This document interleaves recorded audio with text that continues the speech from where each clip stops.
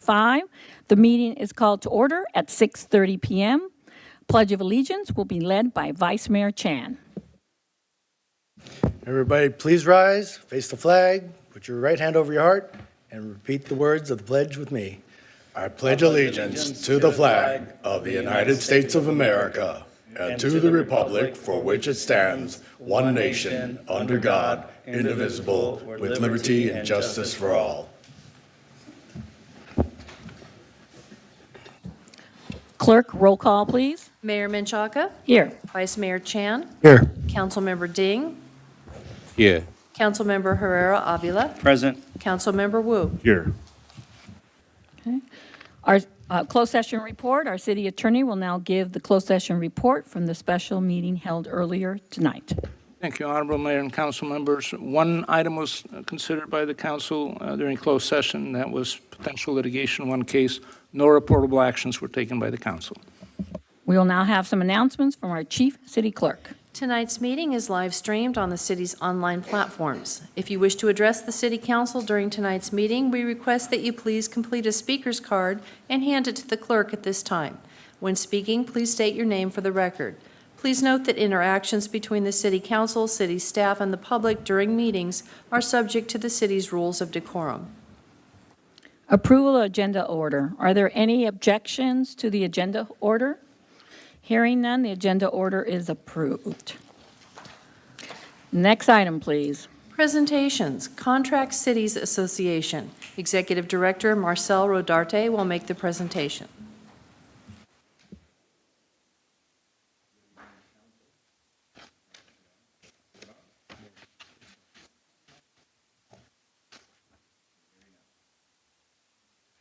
I don't think you're the problem. I don't know if I have to, oh, there Oh, it is, there there we it is. go. I was going There to we push go. one of these buttons here. All right, I'm going to be extremely brief, so I'm going to kind of rush through some of these slides.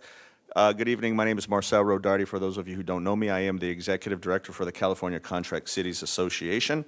I want to tell you about our mission. Next slide, please. First is to advance the benefits of the contracting model and strengthen local control. There's a lot of misperceptions about what we do as an association.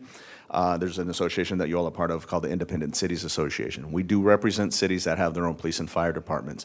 What we are advocating for is your ability as a city to contract for services that you deem necessary to provide a high level of service to your communities, right? It's not about police and fire, it's about any services, street sweeping, waste removal, plan checks, seasonal plan checks, that kind of stuff. So I want to make sure that we're clear about what it means to be a contract city. It's not specific to fire and police.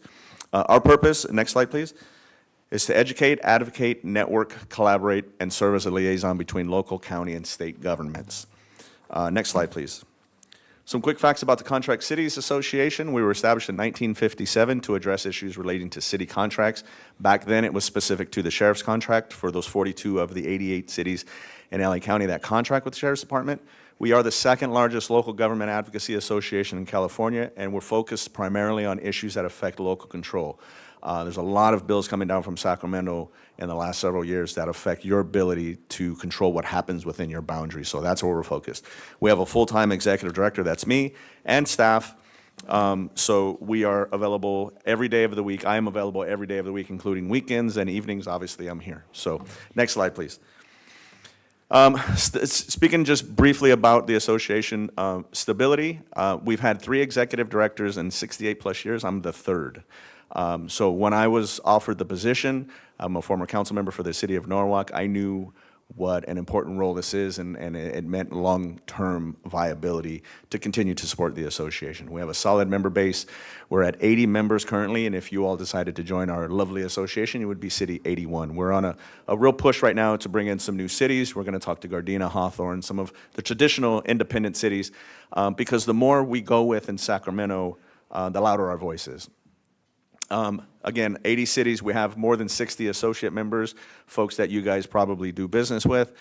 Continued growth, we've added 10 new cities in the last 5 years or so. We have an aggressive advocacy arm. We are a 501c6, so we're not prohibited from doing advocacy politically. We have, one of our most active committees is our legislative committee. We meet twice a month during the legislative session and once a month when they're out of session to talk about how to advocate, what we're advocating for. We will be up in Sacramento in January, early January, which is traditional for us. I'll get to that in a bit, for our Sacramento legislative tour. And our dues are affordable. For the city of San Gabriel, city your size, your dues for the full year would be only $4,700. So incredibly reasonable for the amount of service that you get when it comes to advocacy. Next slide, please. So under legislative advocacy, some of these bills are a little bit older. I have some recaps from some of our last couple of years. You know, when you're doing advocacy, whether you're us, the league, independent cities, we get our butts kicked sometimes, unfortunately. And that's because a lot of the legislators that go up to Sacramento forget where they came from. They forget those who served at local government level, forget that they served at the local government level because of the pressures that they have once they go up there. So our job is to remind them that the votes that they make up there affect us at home. And you guys are sort of the insulation between them and their constituents. You live here every day. Your kids go to school sometimes. You see them at the supermarket. You see them at community events, whereas they're only here occasionally when they're out of session or on weekends, and they're at events usually. So we are going to adjust our advocacy, our efforts this next year to get involved earlier in the process, not just waiting to some of these items come to floor votes. We have countywide public advocacy. That's one of our strongest points in LA County. I was a member of the Blue Ribbon Commission on Homelessness, which reshaped what LAHSA looks like, and it redirected the now Measure A funds that are going to come to cities. There's a specific city fund. It's still not enough, but we forced the county to relook at how they were distributing those funds and how we were looking at homelessness from a countywide perspective. I'm also the chair currently of the Government Reform Task Force, Measure G, whether you support it or not. It was voted in by the people, and so I'm fortunate enough to be the chair of that as we look at expanding the board from 5 to 9 supervisors and welcoming in a new elected executive in 2028. There's a whole bunch of stuff. I'd love to hear from you guys whether or not you decide to join the association, because it's a lot of important work, and I consider myself there as a representative of all the cities in LA County. And finally, we are the go-to association in LA County. We have outstanding relationships with all 5 supervisors, and we intend to make that outstanding relationships with all 9 supervisors starting in 2032. Next slide. Our current focus areas are continued enhancement of member city benefits. We do trainings, we do our sessions. There's 3 conferences a year. I'm going to speed it up a little bit because I know I've been talking for a bit now. Our advocacy typically is focused on housing, funding for our cities, public safety, water, homelessness. Those are sort of the key, the core functions that I think most of our cities are concerned with. Housing, obviously, is your ability to control what happens. The RENA numbers are just, SCAG is, I can't even say enough words about where SCAG comes up with these RENA numbers. But how are you supposed to build them, right? We all know cities don't build housing. And we're looking for ways to preserve your ability to control how that housing is built within your community. Next slide, please. Just a few of our events and meetings. In January, as I said, our Sacramento Legislative Tour. In March, we do an LA County Local Advocacy Day. That's specific to the county. We changed that up a little bit last year. Our May is our annual municipal seminar. I think some of you have been there in the past. It's a great event. It's out in Indian Wells. We've been at the same property for 26 years consecutively. It's a great place to go and network with other elected officials. 3 of the 5 supervisors typically attend. If you want to have a meeting with them, they're usually there the entire weekend. And then September, October, we do a fall educational summit. We've been in Oceanside for the last couple of years. It's a beautiful place right across the street from the pier. November is a city manager summit, where it's obviously focused on city managers, issues that affect city managers, and that's in coordination with USC. And first Wednesday month is our executive board meetings. Third Wednesday, our board of directors meeting. I will highlight that those board meetings, all of your city staff, all of you elected officials, you're all welcome to attend. Cities appoint a delegate as a voting member, but everyone that is part of your city government is welcome to attend those board meetings. It's not limited to just the delegate. And then fourth Wednesday of the month, they're not every month, but most months, we have a city manager's luncheon where, again, the focus is on city manager issues. Next slide, I think that's it. Yes, thank you for your time. I appreciate it. I'm happy to answer any questions if you have them. Thank you, Marcel. That was speedy. You could take a breath now. I just had one quick question before I turn it to council for any clarification or any questions they may have. But you mentioned you're the second largest. Who's the first largest? The league. The league. Okay, that's what I thought. They own a building up, but we kind of, but if you know what their dues are, we don't Yeah, I know. We're members. Great. Are there any questions from council? So, Councilmember Ding? No question, but I really like whatever they do, the mission, and hopefully it's help our city to like, especially local control to like the Sacramento. That's really expecting to moving forward. Okay, thank you. Yeah, I also appreciate the advocacy that's done with contract cities, and so, tonight is just a matter of learning more about it, but unless I have objections, I like to be able to ask staff to bring an agenda item to elaborate more about it and for us to consider to be members of contract city. I like especially like local culture really currently really looking for the SB9 the situation, right? It's Okay, Mayor, I'll support you. okay, so that's 3. Well, it's just direction, that's all. Yeah. And you're the mayor, so you don't actually need 2 out of 5. Well, 3 out of 5, with right? agenda items, I mean, why waste staff time if Right. there's not going to be support? we don't need a vote, right? Yeah, we can't really vote, right? But- Legal attorney or legal city manager? Yeah, but it's just, But yes, I would like to support. okay, great. So I want to point out one more thing, too, as you guys deliberate at your next meeting or future meeting. Our focus is on Southern California issues, right? I know one of the complaints that we hear from several cities around the league, and I'm not here to disparage them by any means, is that because they're statewide, sometimes the Northern California politics, they differ from Southern California politics. Our focus is primarily on Southern California issues, and that's why I think our strength is in LA County. And that's what makes us a little bit different in our advocacy. We're a lot more agile because we don't have to go through all the same sort of structured hoops that they have in place. So when it's an issue, sometimes these are emergent bills where there's a gut and amend. It was a different bill, Wednesday, and it's a new bill on Monday, right? And so those types of bills we move quickly on. And so we'll be looking for support from you all to help us advocate with the legislators up in Sacramento.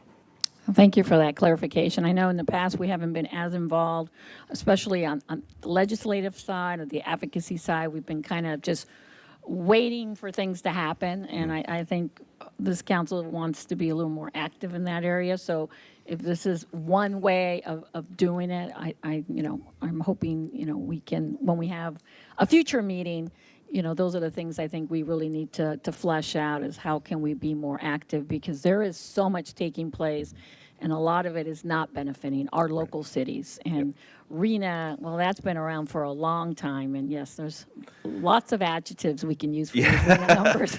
Yes, there's a lot of bills from a senator in particular from the San Francisco Bay Area that are impacting housing that are really detrimental to your ability to control what happens in your cities, for sure. Well, thank you, Marcel, Yes. for doing the trek. I know it was a Happy lot to of be here. traffic out If there if right it now. means bringing more members into our contract cities family, I'm happy to do it. So I want to wish you all a happy holidays and a happy new year, and I hope to see you at some of our stuff next year. Okay, thank you, Marcel. Good night, everyone. Thank you. Okay. Let's see, next item, please. Public comment. This is the time set aside for members of the public to address the city council on consent calendar items and on items of interest that are not on the agenda but are within the subject matter jurisdiction of the San Gabriel City Council. Madam Mayor, I have no speaker cards. Okay, next item, please. Consent calendar. All items listed under the consent calendar are considered routine, and recommendations will be approved in one motion unless a member of the city council requests separate discussion. Okay, would any council member like to pull any item for separate discussion? I see none. Do I have a motion to approve the full consent agenda? Madam Mayor, I move to approve. Okay, I need a second. I'll second. Okay,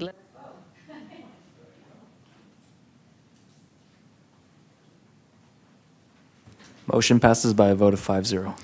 okay, next item, please. Public hearing. A, ordinance number 726, adoption of 2025 California Building and Fire Codes, second reading and adoption. Okay, I now open the public hearing. Building official Chris Kabaklian will make the staff presentation. Good evening, Honorable Mayor, Vice Mayor, and members of the City Council. The item before you this evening is the second reading to adopt the latest edition of the building standard codes along with amendments specific to the city of San Gabriel. As you know, the building standard codes are updated every 3 years to reflect advances in technology, new scientific understandings, and the evolving statewide goals. Since the state recognizes that each local jurisdiction has unique geographical and climate-related conditions, the statewide mandates may not always be suitable in every case. Cities are permitted to adopt administrative and technical amendments to the code. Building and fire staff reviewed the ordinance for their relevance to the upcoming code cycle. All amendments were detailed as we presented in the past in the staff report. Highlights included the fire sprinkler alarm requirements and fencing regulations. The information on the updated codes have been posted on the city website, at the public counter and bulletin board since October. Staff recommends approval by council since these code updates are mandated by the state. If local amendments are not adopted, the published statewide codes will automatically take effect. This concludes my second reading for the adoption of the ordinance. I'm available for any questions. Okay, does any council member have factual questions to staff to clarify the report? I see none. Chief City Clerk, do we have any public comment? No speaker cards. Okay, I now close the public the public hearing, I'm sorry. It's now time for council discussion, or I'll entertain a motion.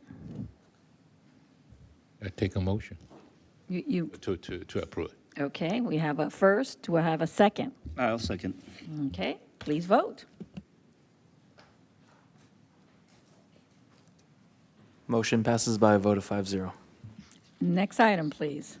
Fiscal year 2026 to 2027 Community Development Block Grant Programs Budget and Allocation, Resolution Number 25-72.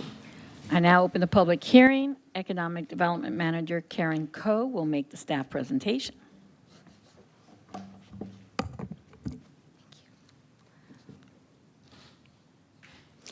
Good evening, Honorable Mayor and members of the City Council. Tonight, I will be presenting the fiscal year 26-27 Community Development Block Grant Programs, Budget and Allocation.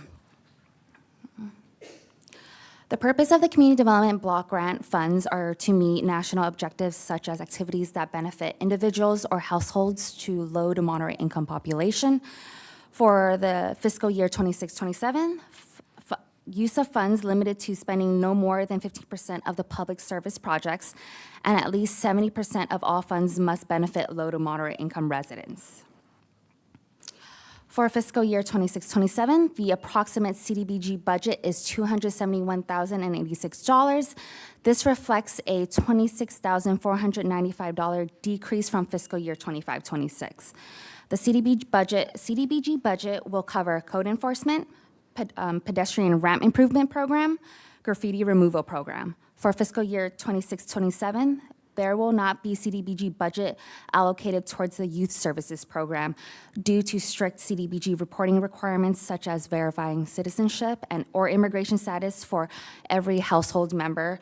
The city has chosen not to allocate CDBG funds to this program. To provide a little bit more in-depth overview of the programs, for code enforcement, this program helps address declining property maintenance in areas where at least 51% of the residents are low to moderate income. The pedestrian ramp improvement program aims to upgrade existing pedestrian ramps to ADA standards, improving safety, accessibility, and neighborhood connectivity for all community members, especially those with disabilities. The graffiti removal program focuses on identifying and removing graffiti from public and private properties located in low to moderate income areas, defined as areas with at least 51% low to moderate income residents to support cleaner and safer communities. Staff recommends adopting Resolution Number 2552, authorizing the allocation of CDBG funds for fiscal year 26-27 from LACTA for activities and projects described and in Exhibit A of the resolution, carrying over any CDBG funds unspent at the close of fiscal year 25-26 and recognize the receipt of fiscal year 26-27 CDBG program funds awarded by LACTA to the city in the city fiscal year 26-27 budget, allocating in proportioned amounts any fiscal year 25-26 CDBG funds in excess of estimated funds to the code enforcement program, pedestrian ramp improvement program, or the graffiti removal program. Authorizing the city manager to execute new contracts with LACTA for the allocation of fiscal year 26-27 program, subject to adjustment to reflect the actual allocation of the funds to San Gabriel. I would also like to add, there was a clerical mistake. The correct resolution number is 2552, not 2572.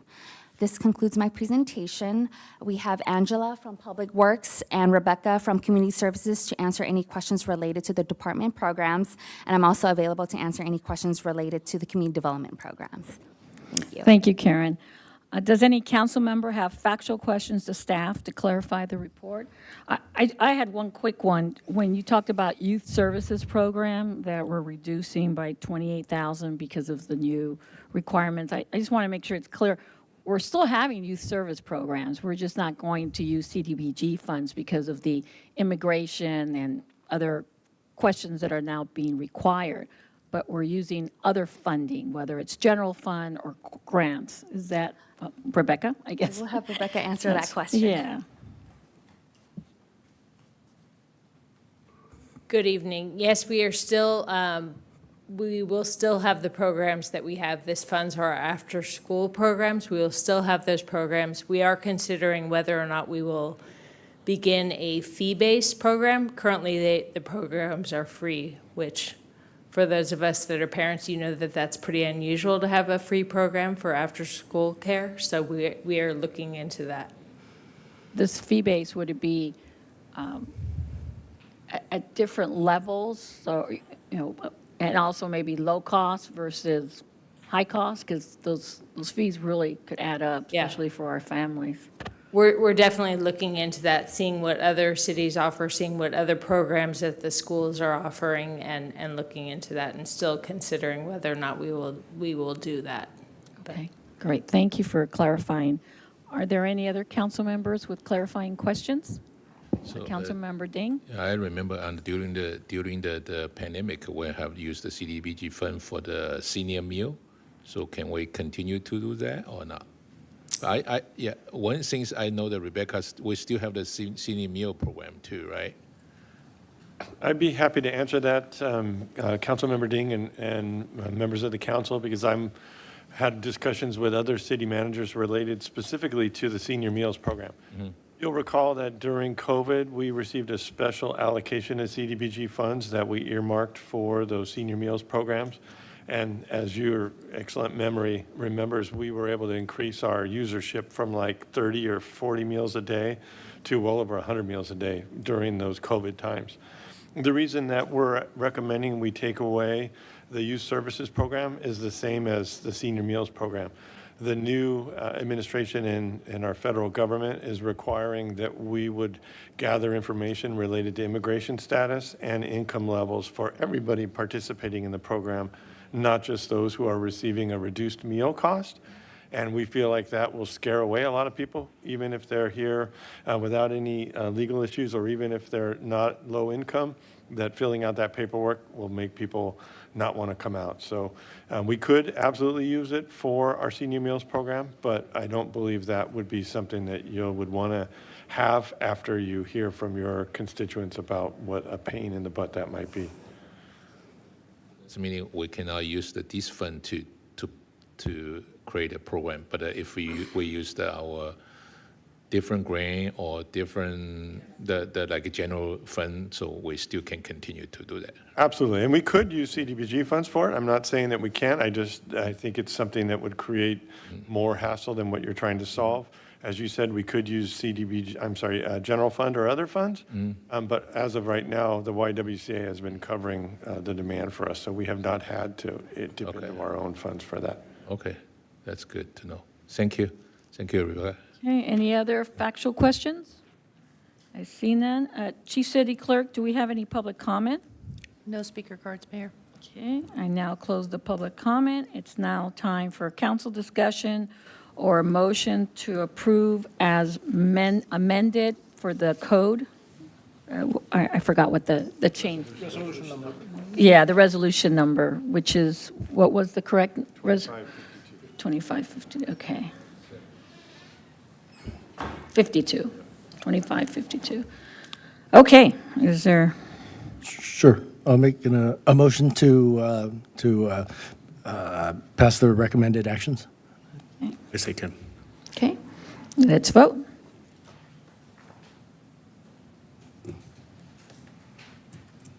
A motion passes with a vote of 5-0. Change the recommendation with the amended resolution.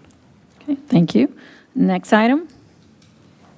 We have no continued business. New business item A, introduction and first reading of ordinance number 727, amending the San Gabriel Municipal Code relating to park hours. Community Services Director Perez will make the staff presentation.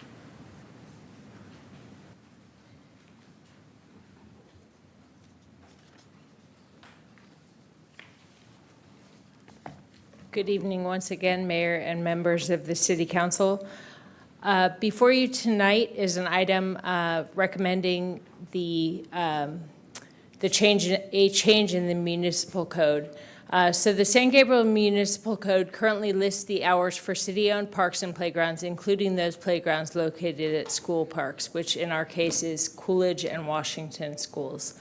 Section 99.04 of the Municipal Code provides that parks are closed to the public from 10 p.m. until 7:30 a.m. Vincent Lugo and Smith parks are the city's largest parks, and since they do not include a gated entry, they are open to the public at any time of day. However, hours are posted in all parks to minimize use during the overnight hours. Various public groups have indicated that they wish to utilize the city parks earlier than the current opening time of 7:30 a.m. In particular, there are groups that wish to exercise at our city parks prior to their workday. After further analysis and consultation with other city departments, including Public Works and Police Department, it was determined that an earlier opening time would be warranted to accommodate these groups that wish to use the parks. Public Works staff begin their day at 6 a.m., and while they're still opening the facilities at that time, they are amenable to having the park hours open at 6 a.m. and closing still at 10 p.m. Additionally, as you know, with the parking ordinance, the street parking would be available at 6 a.m., so that would be available for the park use as well. School parks, which I mentioned, are currently Washington and Coolidge schools. Those are open to the public during limited non-school hours. During these fall and winter months, when it gets dark so early, they really are not open during the week, but they are open on the weekends from 9 to 9. With those hours, staff recommends that would not be addressed in the municipal code, but would instead be addressed as part of the joint use agreement that we have with the school district, which council also reviews, as well as the school board reviewing that document. There's no fiscal impact with this action, and any cost of updated park hours, signage for park hours would be absorbed in the current budget. So staff recommends tonight that the City Council introduce by title only, conduct the first reading of ordinance number 727, entitled An Ordinance of the City Council of the City of San Gabriel, California, amending San Gabriel Municipal Code Section 99 relating to park regulations, and schedule the second reading and adoption for the next regular council meeting. With that, I'd be happy to answer any questions. Thank you, Rebecca. Does any council member have factual questions for staff? Council member? Thank you, Mayor. Yes. Thank you. And thank you, Rebecca, for the presentation. A quick question is about when we are moving, making the time a little bit early. Just want to make sure that the public would know, especially Smith Park, we have a pickleball court. So the hours for pickleball court will remain the same or will be early? It's a great question. To be honest with you, we had not considered the pickleball court, so we will need to look at that. I believe that the the courts would be open earlier. That being said, with the residential impact that may have, that may not be the wisest, so Right, we'll because- consider that. Because when you say there's a public, several public groups, and I really don't know if they're just being there for exercise, or they will be make a lot of noise, and would that be impact our resident, in an hour or 1 hour and a half early? Right. Before, yeah, so that is my question. So to answer your question, the groups that contacted us are the groups that practice Tai Chi at Vincent Lugo Park, and they had currently been using the park at 5:30. And so we are working to accommodate their interest in coming into the park earlier than the park hours currently are. But you're correct that we had not considered the pickleball. And it's not just pickleball. I mean, Coolidge has the soccer teams early, too. It's really all sports, tennis, any kind of sports, they might want to come in earlier. Right, so the school park hours would not change with this. This would just be the city parks, so not Okay. the school park So are there hours. soccer teams that play it? I think I've seen them at Vincent Lugo play soccer also. I believe in the afternoons. They don't practice in the morning. Typically, it's like the Falun Dafa groups, the Tai Chi groups Okay. that come and exercise that are quiet groups, Quiet. if you will. That's an interesting point. Yeah, We that's a should good point. probably, I don't know, have a delineation between quiet sports activities Sure. and louder ones like pickleball, because, I think I can see the residents around the parks, like Smith Park, if we do allow pickleball 6 a.m., somebody's going to be very angry. Understood. So I think maybe if you look into it, or when we address this issue, maybe that we allow general opening at 6 a.m. if the council decides to approve this. Right. And then, but for certain louder sports, keep the hours as they are now and Sure. not allow the early opening. Yeah, our city attorney is suggesting that, if we're go ahead, city attorney. Thank you, Honorable Mayor, council members. I think that if the council desires to have the opening of the pickleball courts or any other, I don't know if basketball would also be included in that, at a later time, I would recommend that you direct staff to return with a code amendment and conduct the first reading at the next meeting with that already in it. And that would Be cleaner. be cleaner and speed things As up. opposed to approving something now and then going back and adjusting something else. This is the first reading, so you would, in theory, would have to conduct a second reading adoption at the next meeting, and then after that, you would have to come back and redo it again. So we So basically this would save some time. Scrap it this time and then, or We're not scrapping it, we're Not- just well, I making a guess- change. Yeah. change, but not approving what we have so far, right now. Is that what we're saying?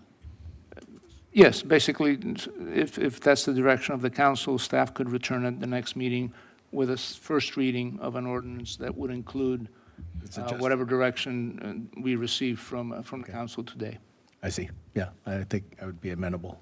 City manager, you had a comment? Thank you, Madam Mayor, and that sounds like a great suggestion. My suggestion on top of that would be, rather than put individual hours into the ordinance, that we amend it to say park hours start at 6 to 10, if that works for the council, and then in individual sports or other activities can be determined by council via resolution, so we're not having to come back and do an update to the code if, for example, pickleball becomes too loud at an earlier time and we want to change the hours, we wouldn't have to go through the 2 readings and all of that. So we'll work with the city attorney's office if it pleases the council and put some flexibility into that, so we can change hours without amending our city code.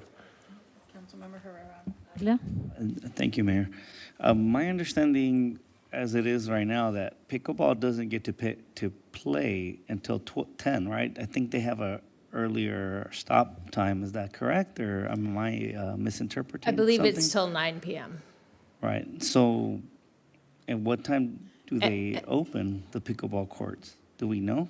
I am not quite sure on that. I would have to. I've seen them And early. that's not currently in the code, which is why it was not addressed Okay.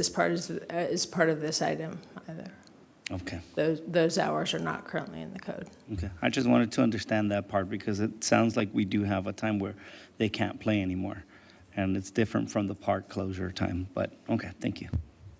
And also, if we could, since we're taking it, or I'm assuming we're all going to agree of bringing it back, also look at other sports, because there are other sports that can be quite loud. I still think I've seen them at playing soccer. And also, I wanted to also ask you about the lighting, because especially right now, 6 o'clock, it's still kind of dark. Is there sufficient lighting at our parks to allow for this?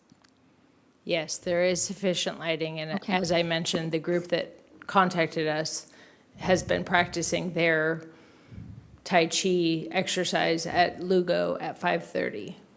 Okay. So, which is even earlier than what we are proposing. Mark? I'm sorry to keep butting in, and No. just so council knows, the magic of the 6 a.m. is that's when our park employees are showing up anyway, and so they can open the restrooms. If it's earlier than 6, then it would be a financial impact because we'd have to bring somebody else in. So 6, that's where that number comes from. It is dark for about half of the year at 6 in the morning.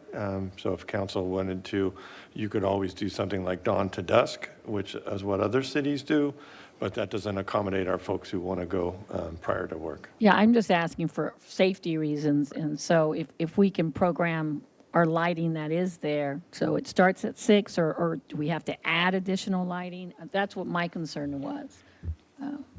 Yeah, Mayor, I think that's a good point when we're talking about safety, because I have noticed that at least the park, the playground, Vincent Lugo, it's not illuminated, at least not the dinosaur, or the dinosaur park, or what is it called, the La Laguna. Yeah, I don't think Not there's La any Laguna. lighting there. But I think it's a opportunity to reassess that because it could become problematic later on in the future. And that would be a financial issue, but I think it's worth at least looking at it. I don't think we need it for this particular item, but I think it needs to be brought back in some capacity. Maybe it's during the budget, but if we need additional lighting, which I think we do, it's something I think we should at least entertain. And Madam Mayor, if I may, because right now, if I'm trying to look at it on both ends, I like the fact that you're bringing up the safety component, but if we just look at it like it is, like it stands, it gets dark already, like around what, 6 or 7? It depends when we are in the season. It gets dark right now about Yeah, 4:50. so- Right, Yeah. and the park is still open until after dark. So it's something to really consider if we want to make our parks more friendly and more welcoming. So I think that's a great point.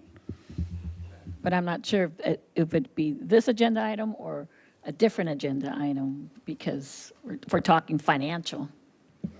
That would most likely be a future agenda item for exactly why you just described that. And the reason that we have the park hours, even though it's after dark, is because the pickleball courts and tennis courts have lights, and so people can play even after dark. So if we shut the parks at 6 o'clock or dusk, for example, people would not be able to play until 8 or 9 or 10 o'clock. So we'll come back with a better, well-thought-out response, and then we can look into the future to adding lights throughout our parks. Any other comments? Oh, Okay, the change of the park hour, I think it's because we have the public work coming to the 6 o'clock, so just convenient for our resident to come in. So the purpose, for the change of the park hour, yeah. I think the purpose was because of the resident interest in having the parks and being able to exercise prior to them going to work, and being able to utilize the parks prior to going to work. Okay. They have requests. The choice of the 6 o'clock hour was based on the fact that Public Works staff arrives at that time. Okay, so they have the request to Yes. early, okay.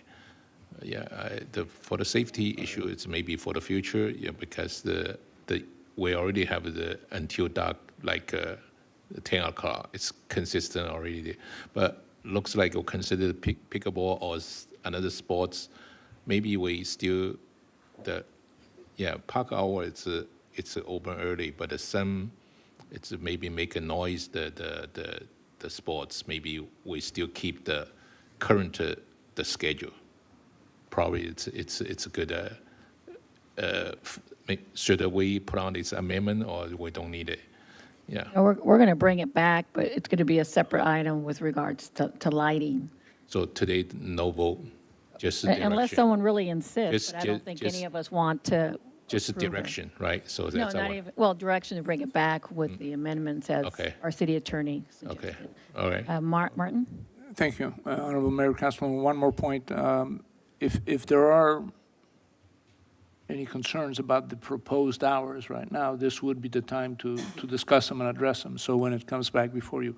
So if any of you think that the hours are not what is being suggested, then that's not a good suggestion.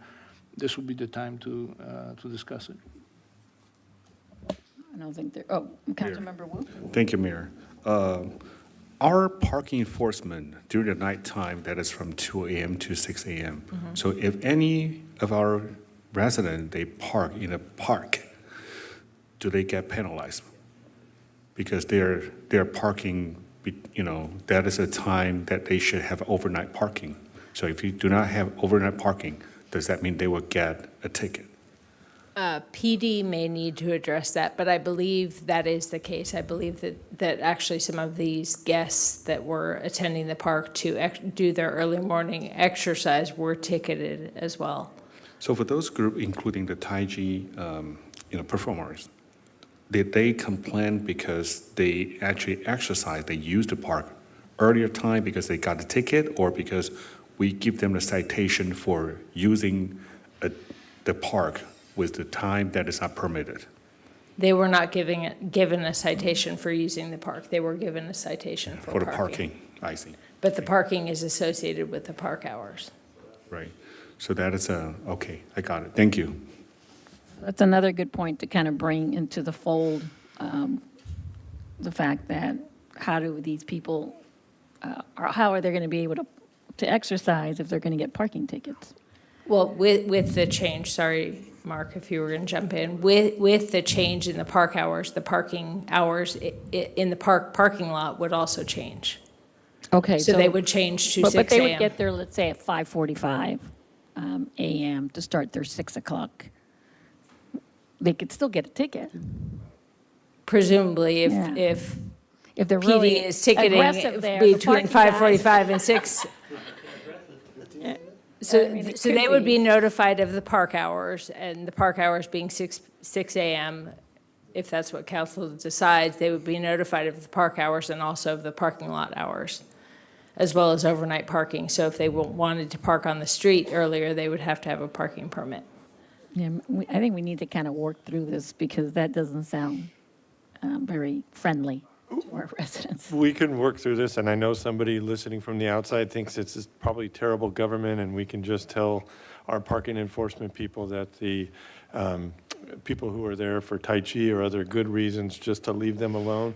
But in the interest of trying to be fair and enforcing, we can't differentiate between that group is good and that group is not. And so that group at 5 in the morning is fine because they're quiet and they're, good, whatever that means, or some other group that we would think is loitering and maybe getting ready to do some crime is there at 5, and we tell those folks to go away. So that's why we get a little anal about this stuff, and we will work with our parking enforcement. So if somebody shows up at 5:45 for the 6 o'clock opening, that's not going to be a problem. But that's why we haven't just ignored the hours and told the Tai Chi folks, it's okay, come in, we won't bother you, and the park hours open at 7:30 like they always have. That's why we're going through this exercise of amending the code. Okay.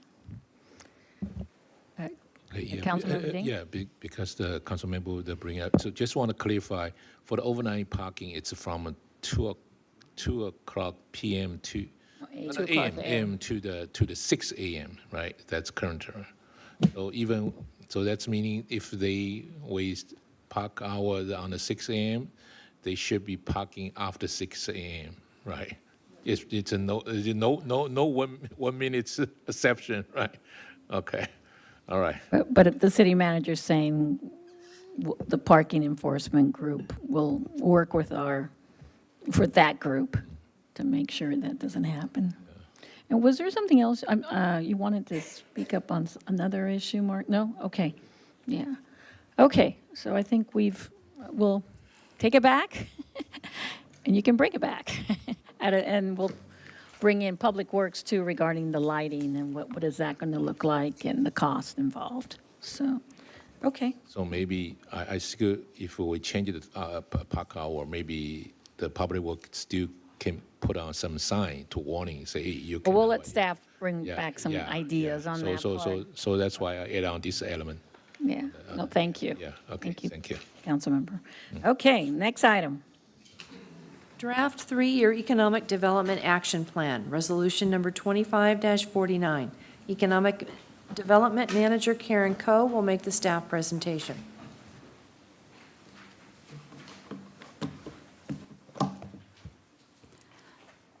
Good evening, Honorable Mayor and members of the City Council. Tonight, we will be reviewing the draft City of San Gabriel Economic Development Three-Year Action Plan. We are pleased to have our consultant, HDL, with us, who will present the draft Economic Development Action Plan for Council's consideration and potential adoption. This action plan serves as a strategic roadmap designed to guide the city's economic development efforts over the next few years. Its purpose is to strengthen the local economy, support our business community, attract targeted investment, and enhance the overall quality of life for our residents, workers, and visitors. The plan before you is the result of community engagement, stakeholder input, and expert analysis. It reflects the collective vision and priorities of our community and provides actionable steps to achieve measurable progress. With that, I would like to introduce Ken and Ruth from HDL, who will walk us through the key components of the draft action plan.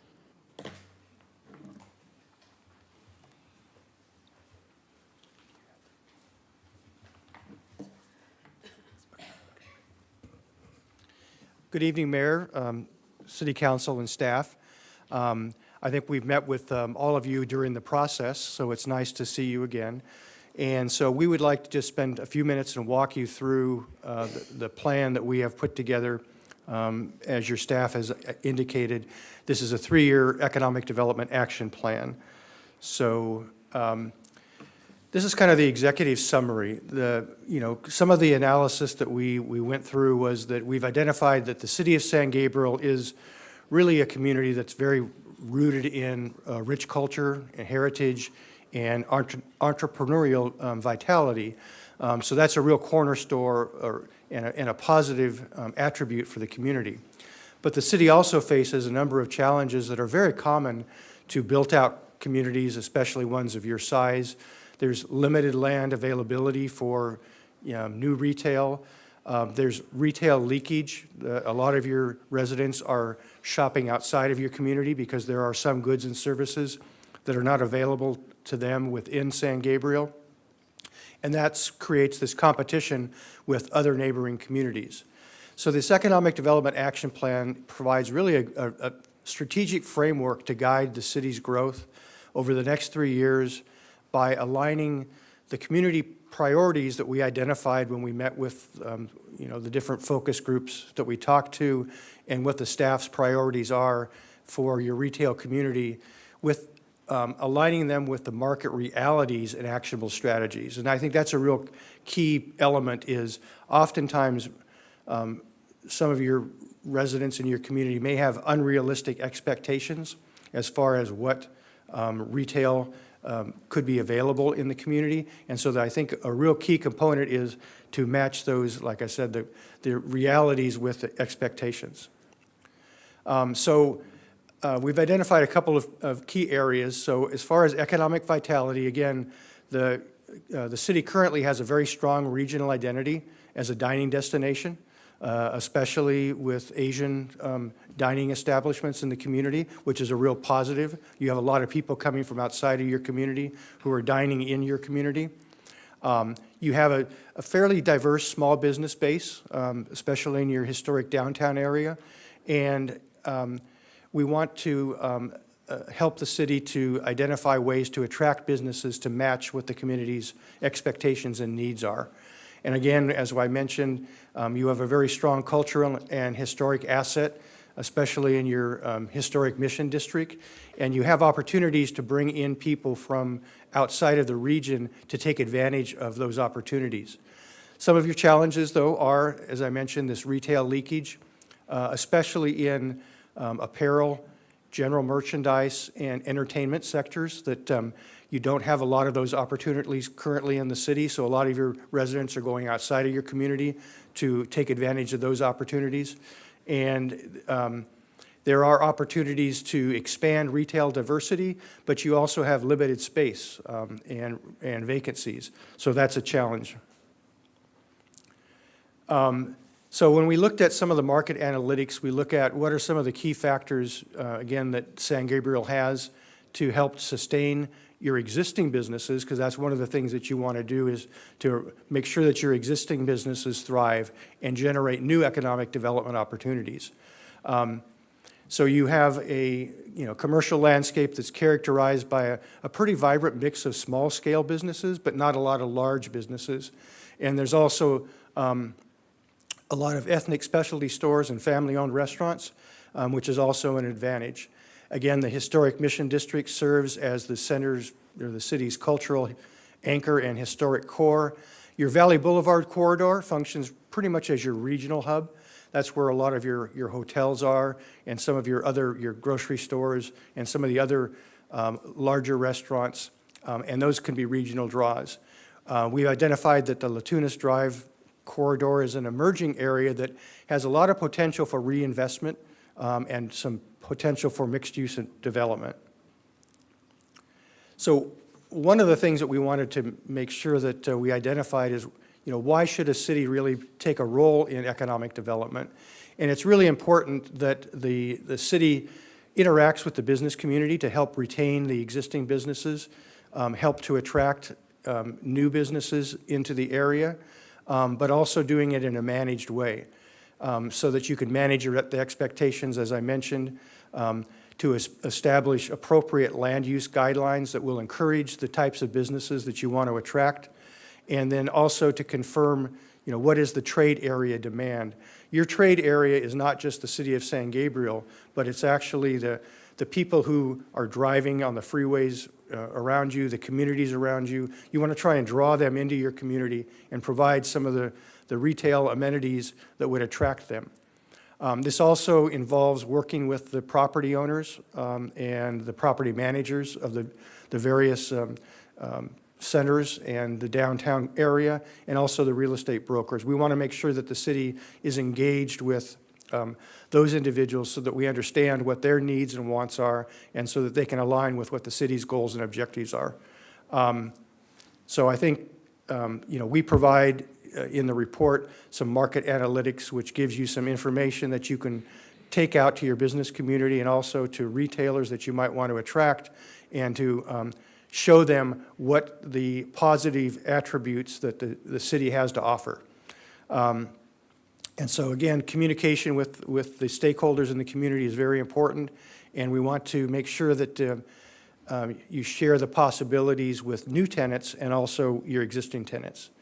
So we identified several areas that we called focus areas of opportunity, and we'll go into the goals and objectives a little bit more, so I don't think I need to go through all of these in detail. So I'm going to turn it over to my compatriot Ruth, who will kind of walk through some of the goals and objectives for each one of these focus area opportunities.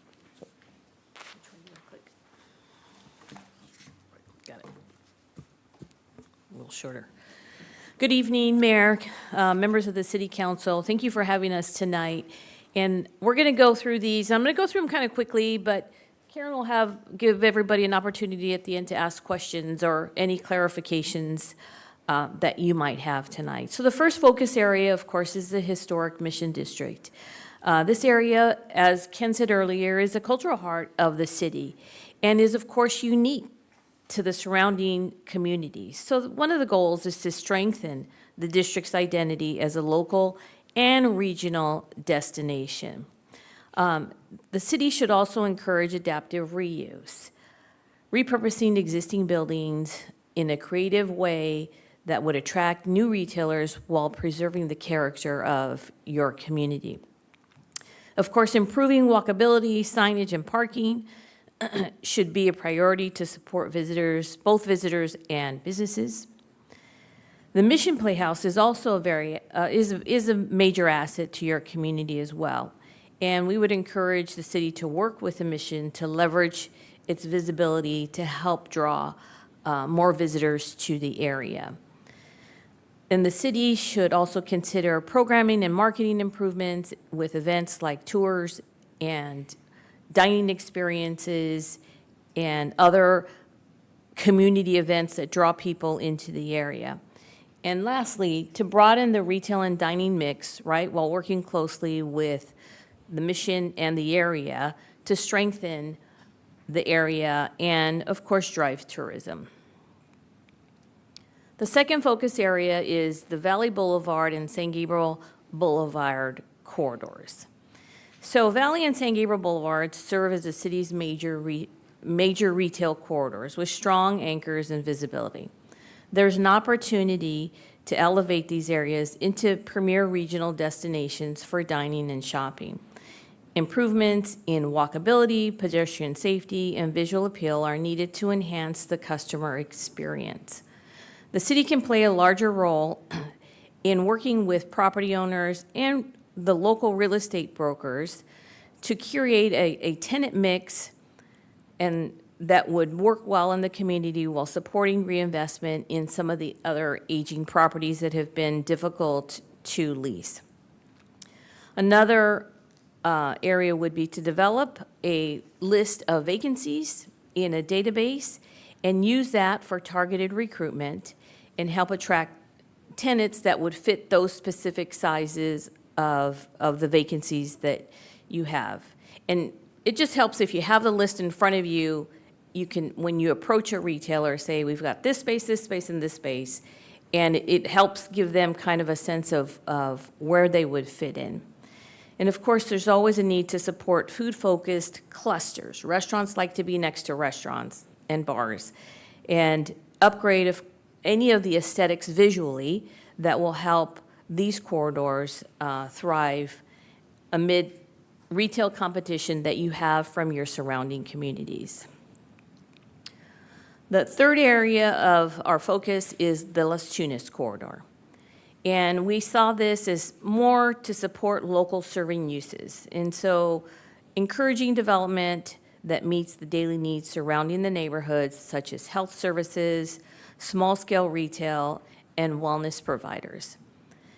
Target redevelopment sites. Identify those vacant and underutilized parcels that can accommodate new investment or even a reconfiguration of the site. And of course, infrastructure assessment to evaluate your streetscape, your lighting, your sidewalks, and utilities to improve the physical environment that would also support business attraction. San Gabriel's known for a lot of the restaurants, and we want to continue to make sure that the city continues to have that reputation, but also support a little bit of diversity, and while protecting and attracting kind of more regional diners, and encouraging a mix of cuisines, and of course, other family-friendly options. The city should promote itself as a regional food destination through marketing and events. And then perhaps even develop a digital restaurant guide to help drive traffic to local eateries and assist visitors and residents in exploring the culinary scene in San Gabriel. And if it's digital, then it can be shared on various social platforms and get it out amongst all throughout the city's website and whatever the city has going on social media. So for the focus area 5, consumer retail, a lot of your leakage in the city is being met by your surrounding communities. You're next door to a major regional mall. You have other cities that have the Costco's and the Targets. And so it's difficult to say, I want a Costco right here, because there's just, the demand is being met outside the city. But you also want to broaden your retail mix. Fill the retail gaps by targeting some of these underrepresented categories that you feel will fit your community. And to recapture some of those lost sales, just by trying to expand those local options. And of course, you want to work with your property owners and your real estate brokers, because they have the pulse on what's going on out there, to see and work with them to see how cooperative they can be to work together to attract any specialty retail. Focus Area 6 is your medical and health care. With the San Gabriel Medical Center and the surrounding healthcare uses, that presents a very strong foundation for targeted growth in that particular industry. So it would be good to work to understand and support the needs of the current healthcare providers and identify some businesses that would complement and enhance the uses in that area.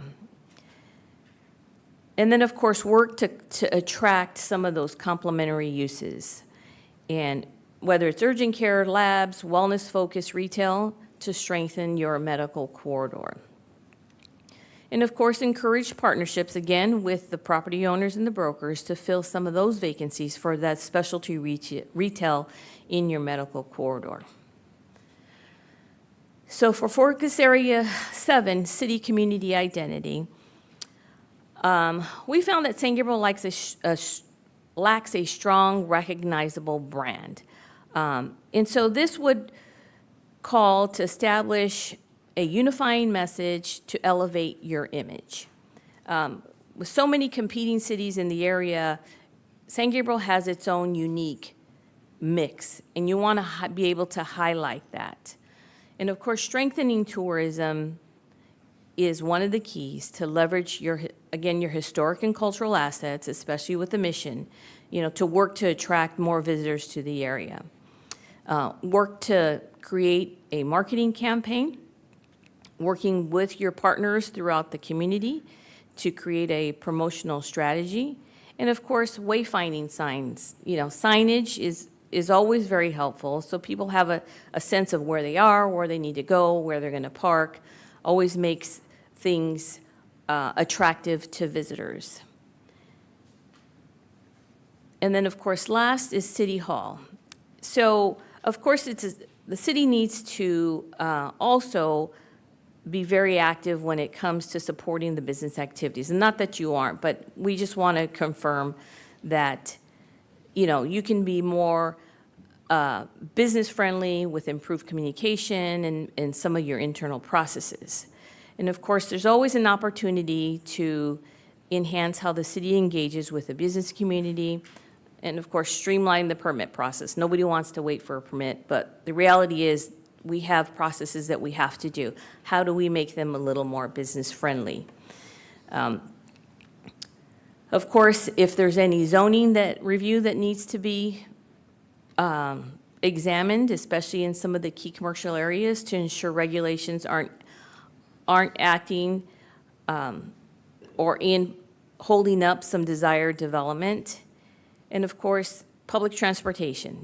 We know it's probably not the best in our areas, but is there anything we can do to kind of create a better situation for that? So for that ends our portion, and I'm going to hand it back to Karen. So thank you very much for your time. Thank you, Ken and Ruth, for the presentation.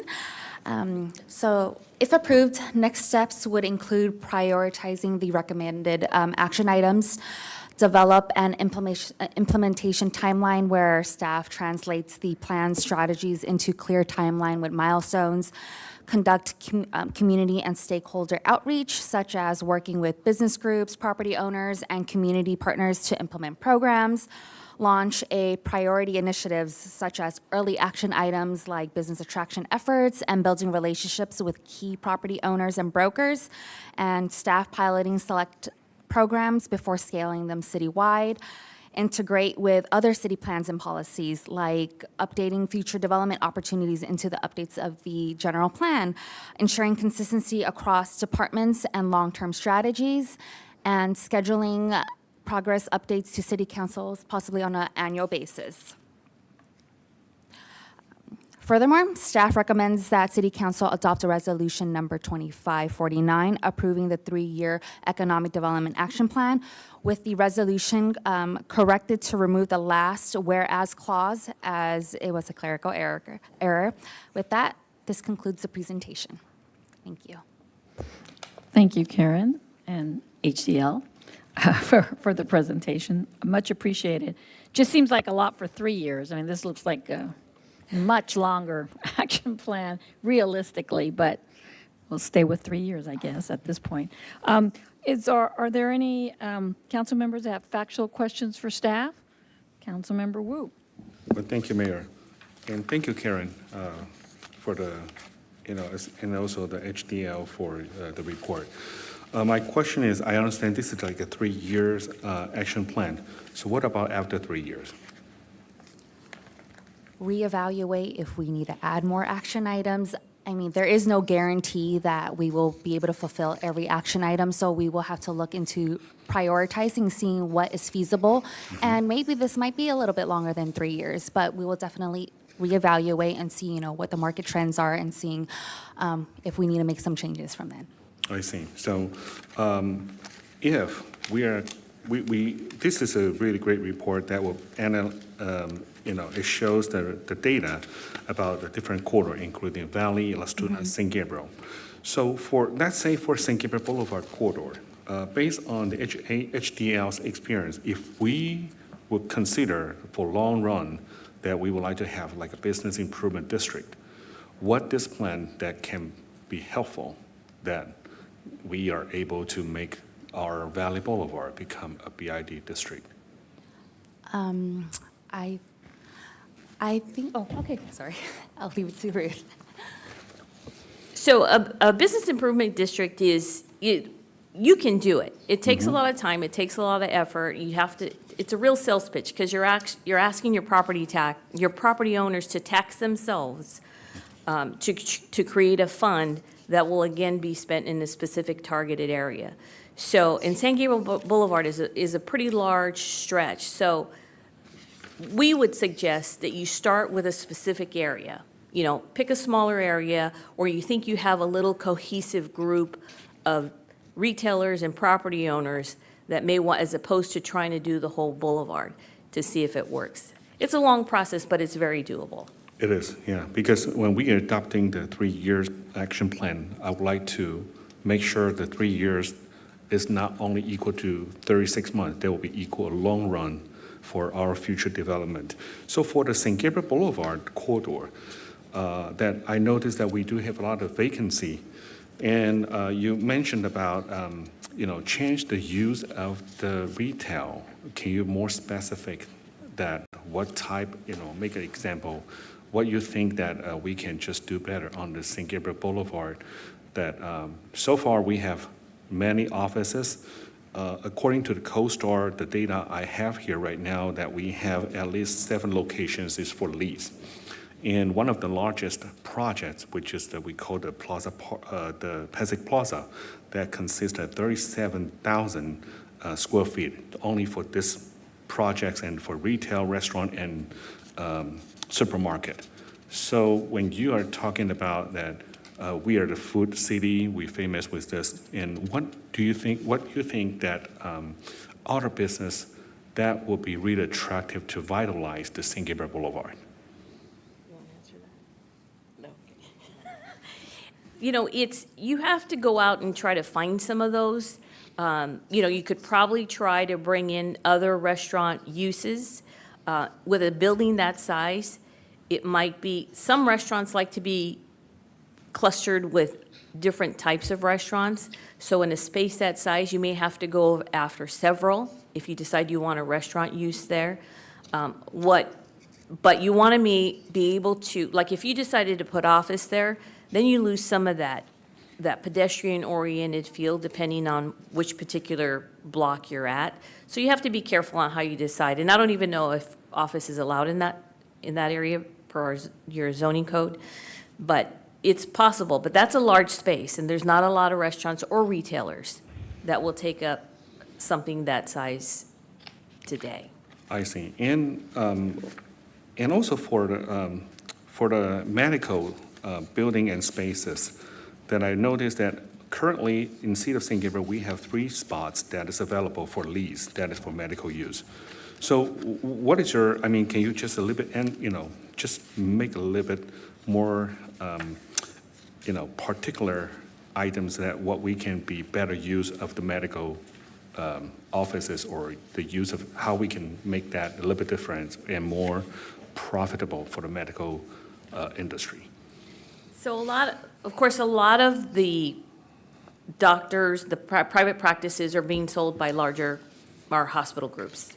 But what we're seeing in some areas is more of a wellness trend. The infusions, the IVs, the little more in-depth skincare type uses that have not only the estheticians and the nurse estheticians, but also have a retail component to them as well. That's kind of a growing industry at this time. Straight medical, you would have to find a couple of practices or a couple of doctors that are looking to expand, which is a little more difficult to do. But that's why you probably want to talk to your folks at your medical center to say, what's missing here? You want to speak to them and get a sense of what they feel they're missing in the area. And that would help as well. Add a couple things. And the other thing that we find is that oftentimes cities really don't understand the importance of having a cluster of medical facilities in your community. What that also means is you've got a cluster of employees that are working in those facilities, and they need places to eat, they need places to shop. So you need to, if you can reach out to those facilities and find out where is the void, and then maybe it's, their employees are having to drive to restaurants for their lunch break, and maybe you could try and fill some of those spaces. But there are also medical adjacent uses like medical uniforms, and those types of devices that you could try and maybe bring in some retail that might complement your medical facilities. But the reason we bring it up is because oftentimes cities say, well, medical facilities don't bring in sales tax, so they're not an advantage to the community. But from an economic development standpoint, they're a really big advantage for your community. Thank you. Yeah, because I think that City of St. Gabriel, we do have a St. Gabriel Valley Medical Center, and with more than 1,000 employees in that facility. So that's the reason I'm asking that. What other an idea that can improve especially Las Tunas, Las Tunas Drive, and I think for the tourism, we are not really putting any special event that will make our city become a tourist attraction city. So would that be implemented in the report as an action plan, or? It is one of the action items, so that is something that we will look into. Wonderful. Okay, that's all I have. Thank you so much, Mayor. Thank you. Okay, any other clarifying questions by council? Councilmember Herrera Avila? Yes, so I did notice that you guys talked and hit on an important aspect for me is walkability, making the communities more walkable, which I think is great. I'm just curious if we looked at also a mobility as far as transportation, maybe a dedicated trolley line or something along those lines to connect business and make everything easier to flow. Did we take a look at that? I'm not so sure. Yeah, we did, and actually, that's one of the action items in the City Hall portion of it, is to take a look at your local transit. When we did our focus group meetings and our community survey, there was quite a bit of interest in people talking about maybe a trolley that brings people into your downtown area, or taking a look at your bus routes to make sure that they're being efficient and you're being able to draw people into your, especially the historic Mission District area. So that's something that we've identified as something to take a look at. And we've recommended to your staff, I believe that they may be looking at a general plan update. And so maybe they take a look at that a little bit more closely in their transportation element of the general plan update, and see if there's opportunities to either provide local transportation, or at least make sure that the regional transportation, the bus lines, are meeting the needs of your community. So that was definitely looked at. Well, thank you. And since we're talking about walkability, did you guys look into making the areas where people walk a little bit different. I know some other cities are incorporating different elements like trees, different style trees and bushes and shrubs, just to kind of change the aesthetics and provide for a different environment. Yeah, we did identify, especially in your downtown area, there's really probably a need for better signage, and I think that's one of the biggest things, because, you know, your configuration of your historic downtown area is a little bit confusing because of the cross-sections of the streets and the sidewalks. So so signage would be one thing, but you can also direct people into the areas you want to direct them to with, you know, improvements in your streetscape, as you mentioned, whether it's landscaping or streetscape furniture, so that you can actually make it look like it's more inviting for people to actually participate and to get to those places. Interesting. And since you're talking about signage, which I think is really crucial and important, and we are working on a master plan, I think, were you guys talking about what, in particular, signage across the board? I understand across the board is good, but in particular, what's your take on signage? Like, for example, missed opportunities by the freeway, updating those signage where people are driving by and nobody knows that San Gabriel is so historic with a mission that they could just exit and be there in the middle of history. Yeah, we identified that, you know, especially, you know, off the freeway is a little bit more difficult because you've got other agencies that you have to deal with. But when you get off the freeway, there's probably a need for additional directional signage to get to your mission district and to get to San Gabriel Boulevard shopping areas. So there's signage that can be, the city can actually undertake within the community that would help with that. Interesting. And would you say would be like some sort of like just basic signage, or like more creative, small little billboards, or like tiny billboards, or what? Not sure, now billboard, that we're like yeah. entering like this new age of Yeah, I think we want to leave that technology. up to your staff to identify what's the most appropriate. But again, you know, when you get off New Avenue, it is a little bit circuitous to get to your downtown. You know, even it could be just, you know, some simple signage, you know, directing people to where your, you know, the mission is, and some of those, your key parks. So it doesn't have to be a big cost item. It could be very simple, but it just, I guess our suggestion is that your staff should kind of take a look and see if they can put together a more coordinated plan for signage. Interesting. As far as like my last question, as far as the beautification, did you guys have an element of beautification into the project that you guys were leading here? I think we looked at, you know, that especially in the Valley Boulevard corridor, that there's probably opportunities for working with the property owners to actually create more pedestrian connectivity between the shopping centers, the hotels, and, you know, that could be included in, you know, landscaping. But again, a lot of that goes back to understanding the needs and working with the property owners to help them to, you know, work together to make more of a connectivity. Yeah, interesting. I think it's just more of a robust plan too when we're working on the master plan, looking at these intersections or these entry points and making them more beautiful. But thank you so much. I appreciate this hard work. Okay. Any other council members? Okay. Chief City Clerk, do we have any public comment? I have no speaker cards, Mayor.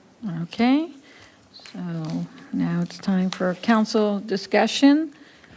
If there's no other comments, I had a few comments. Let's see. I'm sorry, what was your name? Ruth. Ruth. Okay, Ruth. When you were looking at diversity, or there was some talk about diversity, I've had some conversations with owners, for example, the Taiwa Gateway, which is Focus Plaza, formerly known as Focus Plaza. And one of the things they mentioned, they also observed, is that, you know, there's a need for even their market, even though it's so popular, to have more diversity in their offerings. So, for example, we talked about like Ralph's. Ralph's has their Asian group, their Hispanic group, you know, and so Taiwa's thinking about doing something like that along those lines. What about us? Is that something that's possible? Or, I mean, was there, because we are having people leaving our city because they can't get certain items. how would that fit in this plan of, offering more? I guess just trying to find those retails so we have that cluster of diversity, or how would that work? Well, I think that you definitely want more diversity, more variety, right? That's what we got through the focus groups, that what we got to speaking to not only your council member, but some of the business community, of just a variety of different options, right? Which is always good. And so those are like targeted retailers that you have to go after. You have to find a space that you think will work, and then go after that retailer and say, hey, have we got a space for you? And, we're gonna hand walk you through our permitting process, because we really believe that you should be here in our community. This is what our community looks like, and if it fits kind of what they look for when they're looking for a new location, they'll, and the But price we've is been right. doing this for a while.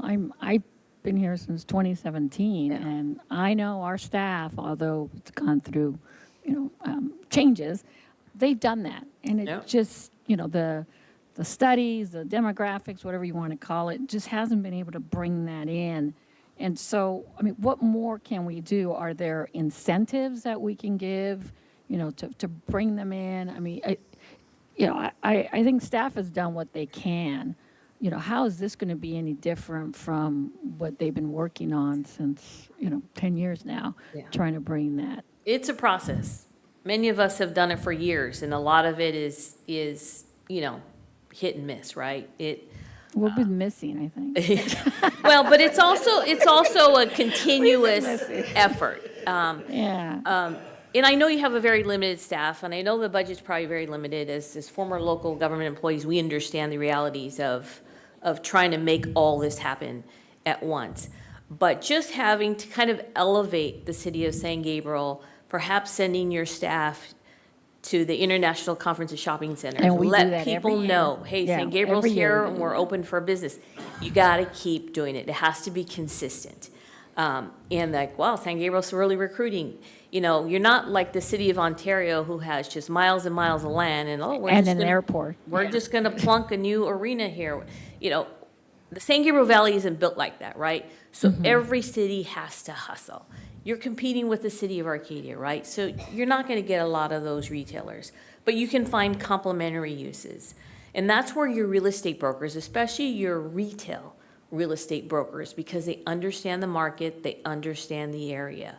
They've done work in Arcadia, they've done work in Pasadena, they know what's there, and they're like, well, hey, we have another company that's expanding, and that's who you want. You want businesses that maybe are considering opening a second location.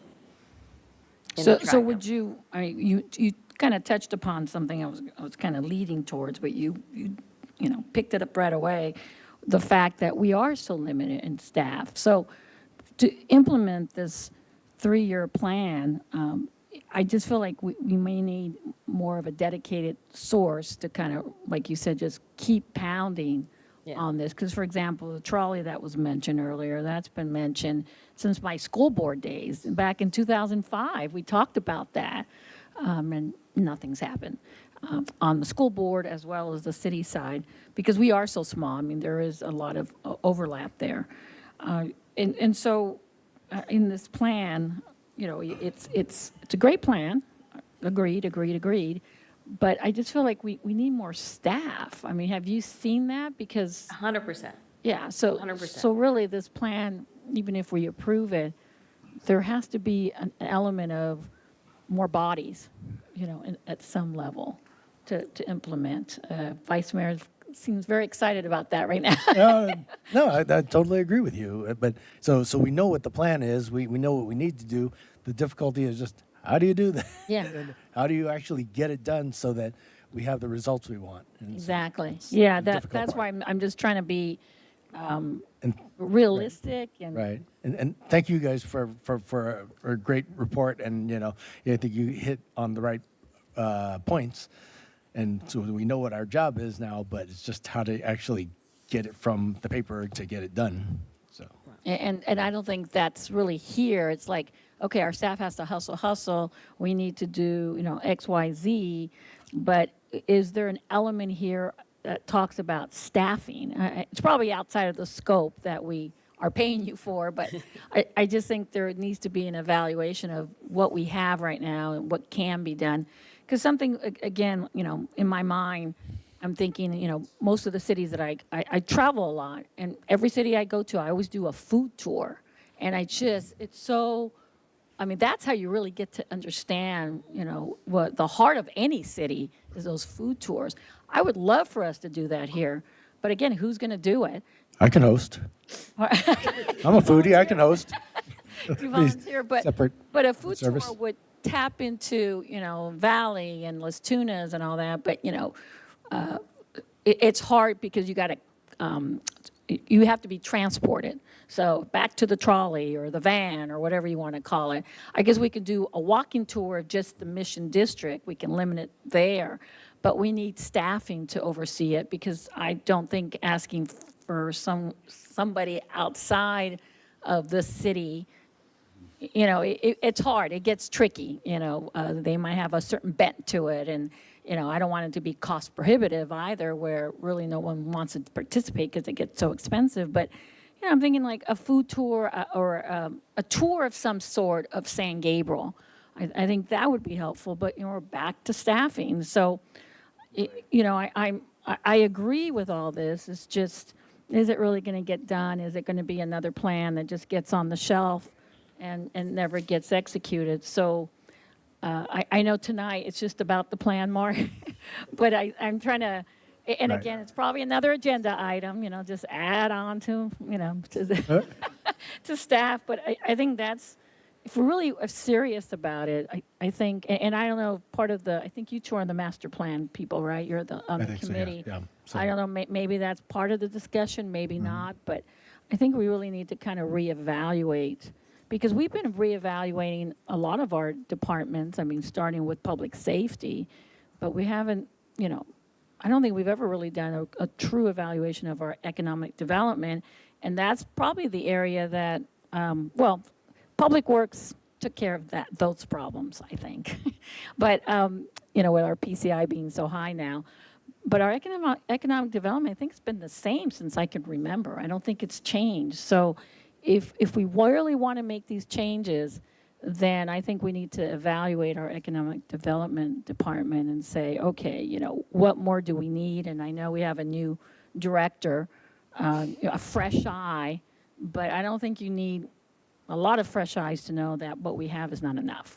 And so I'm not sure how to, it's related to here. I know tonight you just want this to be approved, but I think there really is a part 2 here. Right. And I have at least 2 people here who agree, and I'm assuming you probably agree too. How would we proceed with this, Mark? Any ideas? As you all can imagine, the budget is going to be the limiting factor in how we do this. All So money. if this is a council priority, and we're starting the budget, believe it or not, as soon as we get back from the holiday. So this is probably the time to look at that. And as with everything else, there will be trade-offs. So we'll have to look at what we can add, and if we would add, we would have to subtract. So all that to say, I'll work with David and Karen and the executive team, and we can look at the plan and see if there are areas that are low-hanging fruit that we can do immediately, and then if there are areas that need an enhanced staffing, that might be a longer-term project, but I think everybody here hears you loud and clear. And then Mayor, thanks, Mark. And then Mayor, I just want to add that it doesn't help that we don't have a partner like a chamber, right? And, it's just. Yeah, but that's what I was trying to imply, is that a lot of times whatever the chamber's priorities really are not aligned with ours. True. And with our economic development, you really need the city to be much more engaged in, we're talking about the full city, not just certain areas of the city. And I've just seen chambers they usually tend to maybe focus on certain areas. We're talking in totality. We're talking, restaurants and hotels and, spas, and there's just so much here that I think as a city, I think we need to take the lead before we do Infrastructure, too. Infrastructure. Infrastructure. The signing is really more public Right. works. I understand that, but I know it's in the plan, but, I mean, to me, that's a low-hanging fruit. Stick a sign, I don't know how much it's going to cost, but something like that, we should have had a long time ago, because it's true, people don't know. Well, even like La Laguna, our monster park, which is on the national registry, nobody knows where it is. The Mission, if we just had some sign off San Gabriel Boulevard, Del Mar Boulevard, New Avenue that just is, this way, or even City Hall this way. Those, to me, are low-hanging fruit. Right. Additional staff, obviously, it's a budget item, but it is priorities. And so if our budget really is going to reflect what's important to us, then we got to make this work. We need to figure it out. But I just don't want to sit here again, and just, approve, and it doesn't get nothing gets done. done. And we know it's not realistic, too. It's just like the RENA numbers. It's not realistic, but we approve it every year. Yeah. Or we have to approve it. But, so see if we can make it work, and let us decide whether, what the priorities are of, take away here and put over here. Absolutely. We'll facilitate that as part of the budget. I will say that Karen has only been here for a short time, and obviously David even less, but Karen's been phenomenal in the short time of here, and you've all seen it with the grand openings that ribbon cuttings we've been doing, and some of the other things that we've taken over from not having a chamber. I would suggest that when she's here longer, she'll be able to do even more stuff as those items become more routine for her. So our team is small but mighty, and she's got a team behind her that you all probably don't see every day, the administrative help and her assistant. So we will use our existing staff to the fullest, and then we can facilitate that discussion on priorities as we work through the budget this year and next year. Okay. I will say staff, and when I say staff, I mean me, when it gets thrown out every year or so about the trolley, for example, I need to do a better job of bringing back concrete information for all you. It's my assumption it's always been too expensive for us to be able to do a trolley like that. You've all seen the discussion we have with our dial-a-ride and now our microtransit, and how expensive that is. To have a full-time, several drivers and several buses has something, it's going to be cost prohibitive. But rather than knowing that, I need to bring that information back to you all so you can see it. And I realize you all hear that over and over again, that you ask for it, but it doesn't come back. So I will endeavor to bring that back to you all. And if there's a way to do it, we can do it. And if not, at least we can say that we tried and got the information, and you're not just asking and not having it come back. Well, I was just thinking also, I mean, I've said this before too, with dumplings and beer, that takes so much time from our staff. I know it's a great one, but it takes so much time. And Yes, I'd it rather does. have them, Yes, it does. we talked about, I think you're on that committee, the dumpling and beer, having some outside group kind of manage it, kind of Management. like the Lunar Lantern, but that would free them up, because my understanding, what takes 6 months of planning and getting to that point where, Karen and her group could be focusing on some of these steps here that we've talked about. So anyway, I know it's a bigger conversation, but I think all of us feel like economic development, it's something that, and I know council has tried in the past before any of us were on council, but it's gotten to a place that it's going to be really hard to undo where we kind of are right now, and all these these responses from those who took the survey are all legitimate. I mean, I'm reading them like, yep. I looked through them. Yeah, I'm sure you too. And so we are now at a place that it's going to take, maybe in the past it might have been enough, the staff we had, to kind of change course, but now it's a daunting effort here. This is not going to be easy. So that's why I'm just saying I think we need more help. It's no reflection on the staffing, I know, but I think staffing's been great, for a long time. I mean, I don't think it's because they were incompetent. I just think they were just so stretched. And so, Sadly, my favorite word in the whole report is leakage. yeah, I know. I hate that word. It is a fun word, but it's sad don't like because that I understand what it means. But leakage. Yeah, I didn't like that word. I got to wordsmith that one. But anyway. I liked it because it sounds dirty. Well, anyway, we'll move on. Yeah. We're diverging here. Mayor? Councilmember Yeah. Ding? So I waiting so long. Okay. Sorry. Sorry, Councilman Ding. I really agree. My council colleague, your considerations, they already like some like trolley or whatever. Okay, but I want to like point out I think HD thanks your department, Karen and David, do a good job, and HDL gave it to us the like at least to have some vision for us, but how we're talking about how to we execute these kind of things, especially like for the permit. If I really like an idea, we find your HDL report. If we can find where it's vacant, what kind of business you can fit. So how can we do the expedite if we increase them to expedite their permit? Because I just reality I hear about a lot of the business owners the complaint say, hey, we take so long. Okay, but I know that so long it's different story. But how can we to find the more like a user-friendly the direction, let the applicant to understand it first, so they know what kind of plan they have to. I know they sometimes some of these little things will be delayed the processing.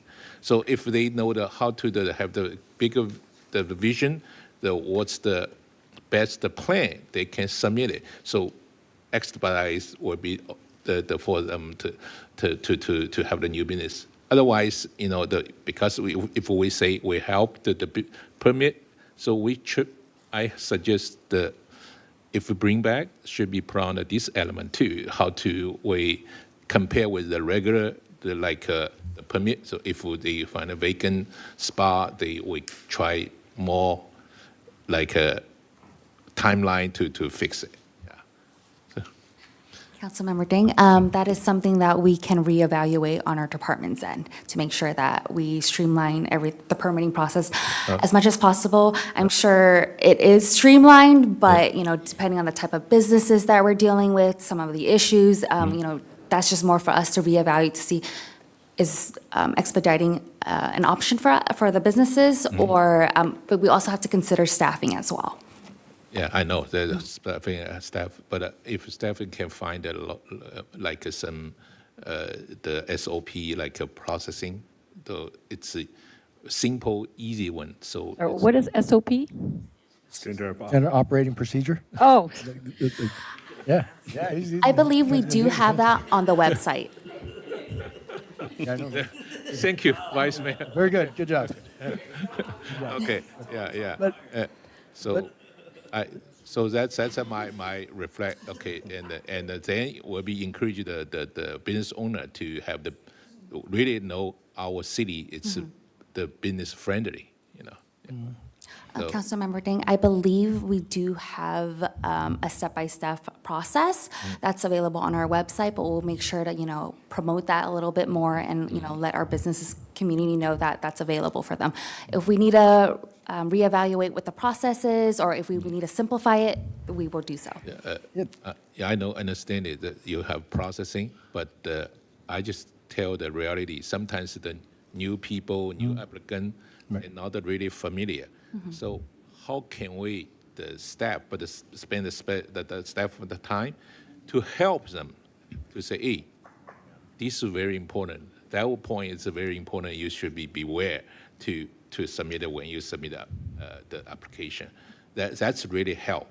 Okay. Yeah. Even myself, right now, whatever your applicant, whatever they do, what kind of business, is you face same problems. So even my client, or same, I use the same like the philosophy to like just point out that our staff to maybe spend more time, but if we see our budget, have to maybe can hire more staff or whatever. But at least help the city to moving forward. And regarding the transportation, I have a lot of different idea, like a trolley or whatever. So maybe like the city manager Mark, you can. Is it possible like just we do the fixed route? It's a short distance, for example, just for the very broad. Right. just for the Las Tunas. So at least start from the very broad, maybe from New Avenue, go to the almost Warner Group, right? So that's attractive for the we call them golden mile, right? It's a Councilmember Wu, it's used to working on that. That's I think should be help, but this and also for the fixed law, you cannot take so long. It's a half hour for the schedule. You should be like less than 10 minutes each one. So more efficiency, let the people really use this kind of the operation. But that's I know that's regarding our financial, we can support it or not. Okay, that's I like your report, but I just put on a more like element you can execute. You can really. We can have good vision, but we cannot execute. It's still nothing, right? We're back to staffing. Yeah. Mm-hmm. Right. Okay. Thank you, Mayor. Councilmember Wu. Actually, may I piggyback on Councilman Ding for a second? I really like his first point about the streamlining. Well, maybe not. Well, I guess it leads me to the question. Maybe for Karen, do we have, for basic businesses that are trying to open, do we have simple handbooks or things like that we tell them, okay, if you're this kind of business, you're a restaurant, this is what you need this license, you need that license, you need to show us these plans here. Do we give out those kind of handbooks or have them online or something like that?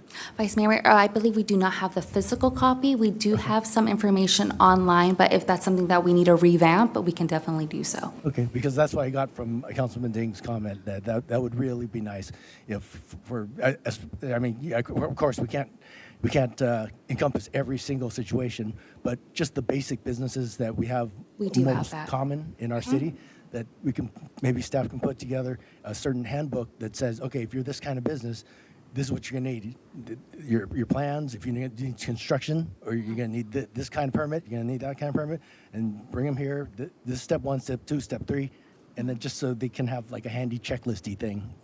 Anyway, that's what I got from Councilman Ding. So thank you. I'm sorry, I see David. Did you want to come up and say something? You looked anxious here. So we're only talking about your department. Good evening, council members. I don't have a ton to add. I think Karen's answered the questions admirably, but one of the things we are going to look at is what our development process looks like for tenant improvements and what I think the way I think of it is as like an ecosystem, what our ecosystem is like for businesses that are coming into the city. And if there are any changes we need to make, how we make them. So, Councilmember Wu. Yes, thank you so much, Mayor. I think today the draft for these economic development action plans is more like a framework. So now we have a framework in how we can do every single line. That will be really it's to detail. So I would say it's a good plan. But also, we will need to include more other divisions including in the conversation. For example, this action plan is mentioning the Market City as a regional restaurant hub. So, for example, that I just mentioned, there's a project ongoing that it's a Pacific Plaza. It's a 37,000 square feet available, but we are not able to use all 37,000 square feet as a restaurant because we will be only limited for parking requirements, and unless that we are able to reduce the requirements and try to lift some of the regulations to satisfy those restaurant use, but then we create more problem on parking. So our land is not large lands. We have very limited, and we got to think about what is the traffic study result is telling us, and so we can try to accommodate the goal as setting our city as a regional restaurant hub. And also, for example, we have not long ago that we have lifted the restriction for the first floor on Valley Boulevard that we couldn't use that for office, and now we are able to use it. So there will be more discussion about the zoning change, that how we can make everything is more retailers or restaurant friendly to use. But that will be a big topic. It's even more, So for me, this is good to have for us as a reference, we would develop more and including more divisions coming to this conversation. We don't want to rush it, we just want to do it right.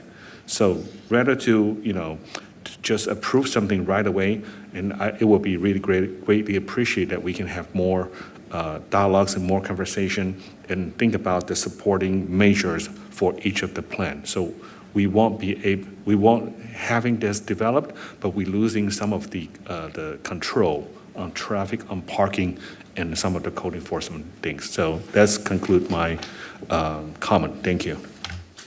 Thank you. Mayor, if I may?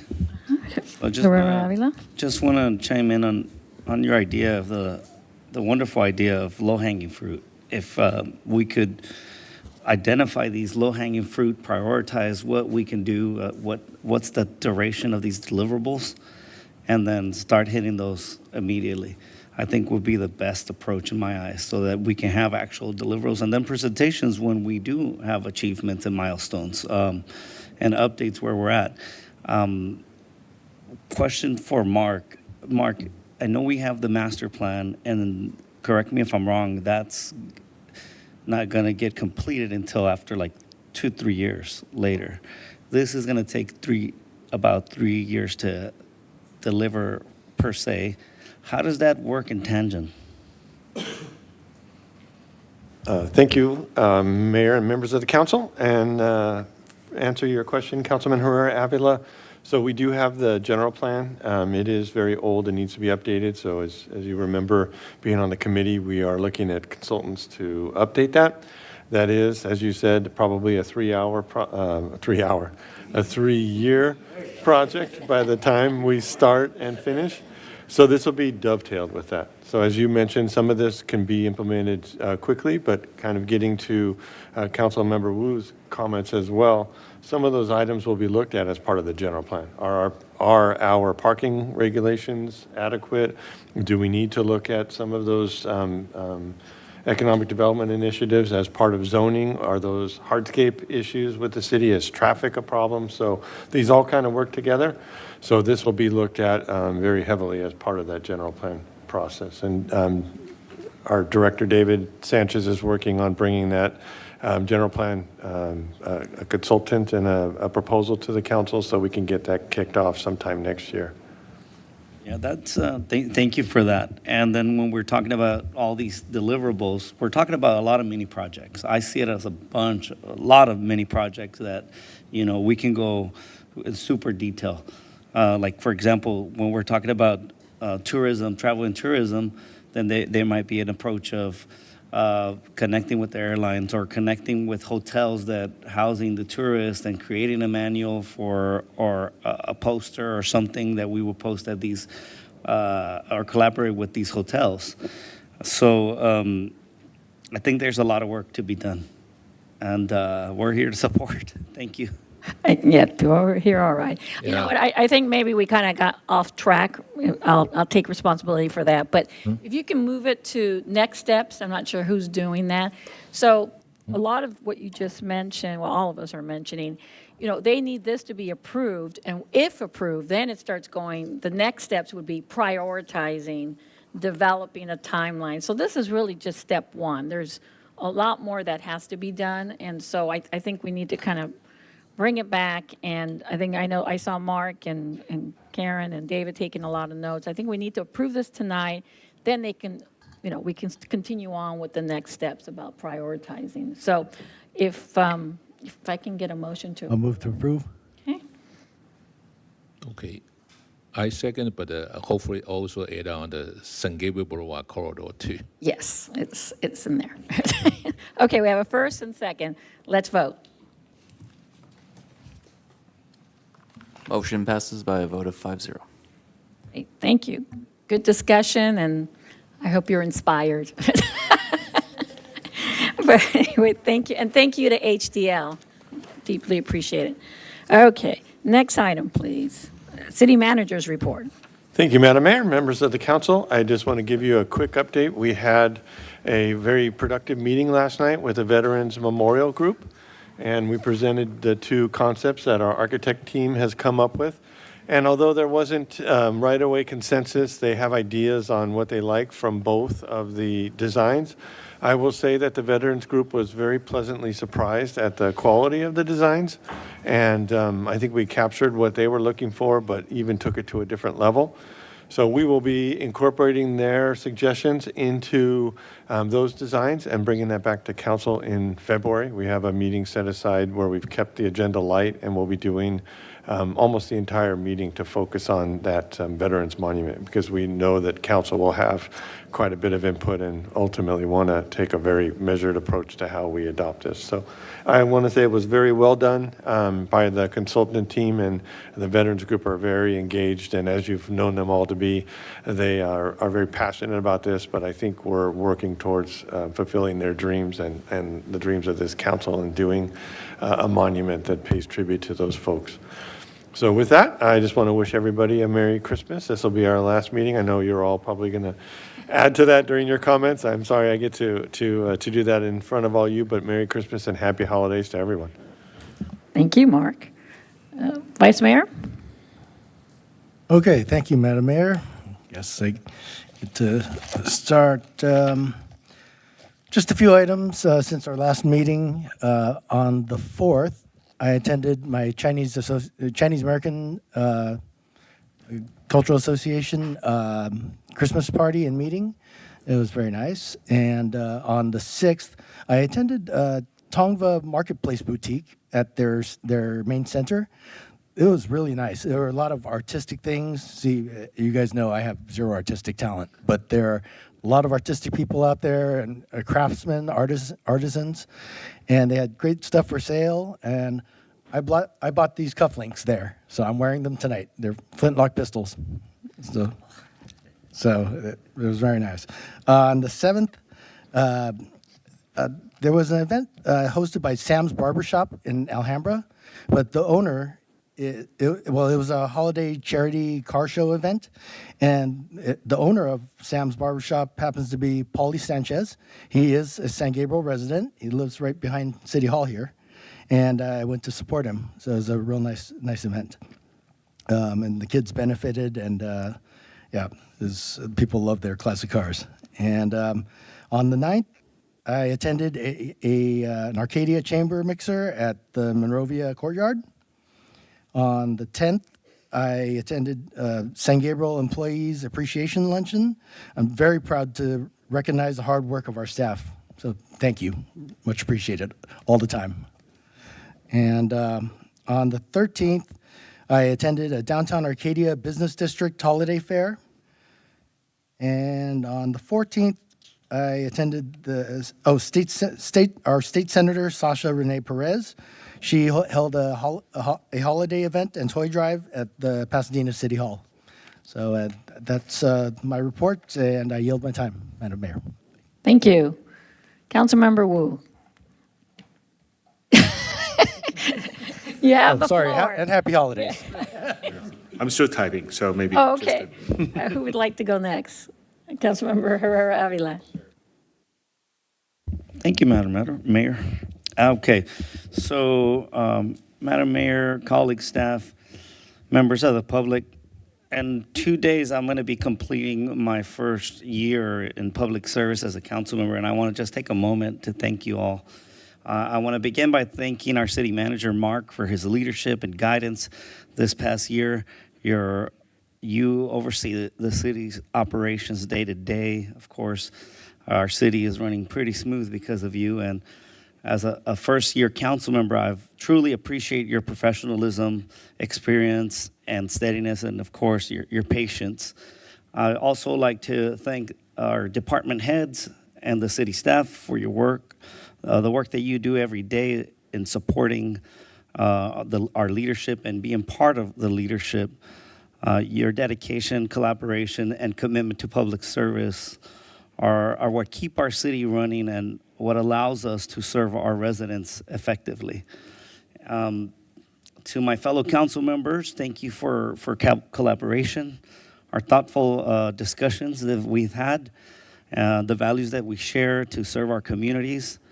I really appreciate that. I've learned a lot from you. it's 1 year, but it feels way longer than that. It has mentally aged me a lot in a good way. So I appreciate having to learn from you guys and sitting in this dais with you all. This past year has been a year of listening and learning, engaging with residents, better understanding the responsibilities of public service, and continuing to advocate for the priorities of our community. I also want to take a moment to thank, of course, my wife, which is the person that's behind the scenes a lot, Ting, and my family for their constant support and patience. Public service requires, as you all know, sacrifice, not just from those who serve, but from those who stand behind them, and I'm deeply grateful for that support. Finally, I want to thank you, a special thank you to the residents of San Gabriel for placing your trust in me. I don't take the responsibility lightly, and I remain committed to serving you with integrity, transparency, and respect. Thank you all, and wish you happy holidays, Merry Christmas, and a Happy New Year. Thank you. Councilmember Wu, or you want to pass it to Ting?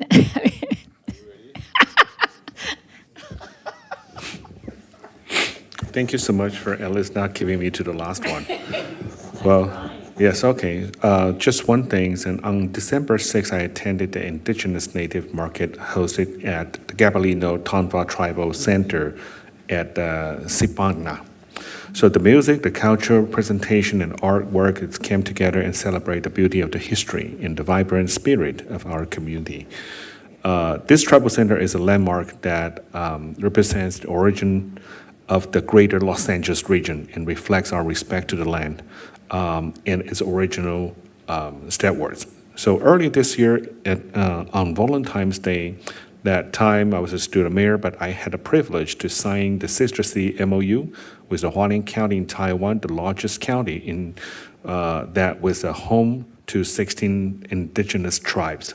So one of my hopes is for our tribal center to become the bridge that connects indigenous community around the world, that welcome the family from every corner and elevating San Gabriel towards the brighter future.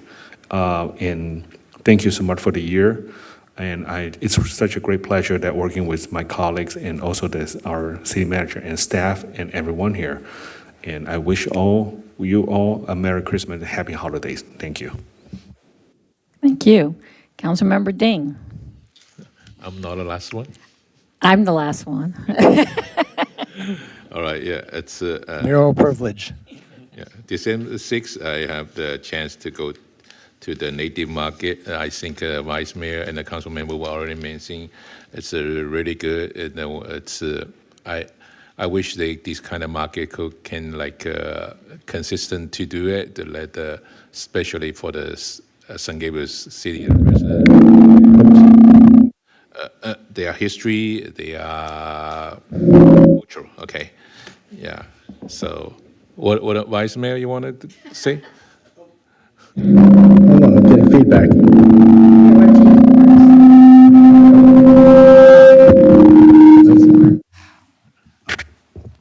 Oh, sorry.